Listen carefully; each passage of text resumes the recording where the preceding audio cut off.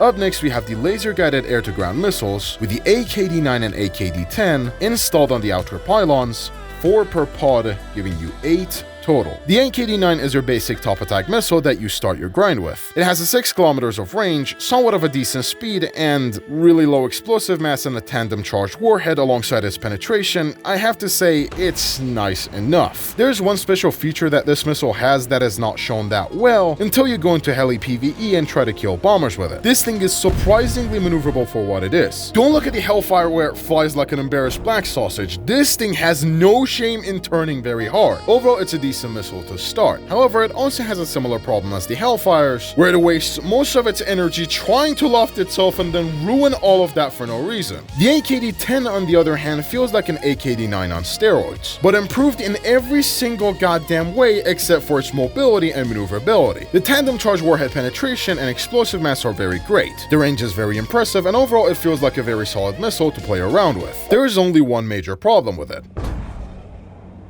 They just feel so goddamn slow. You see, at this speed, you would just say that it's lower than the average, and it would just be fine if it would just behave normally and go directly towards the enemy. The Hellfire has a very good acceleration when you fire it. Then it starts to go slower and eventually loses a lot of its speed. Kinda similar to the AKD-9. This missile, on the other hand, just starts out so painfully slow that once you fire it, up until it lofts, it still tries to gain its goddamn speed. Honestly, I'm kinda surprised how you can only carry the AKD missiles on the external pylons and not on the internals, which it kind of makes me sad, you know. I mean, you have the Russians, but at least the Russians got competent missiles. You know, I'm not saying they're bad or anything, they're just not really that impressive. If you want to watch the full video, feel free to click here.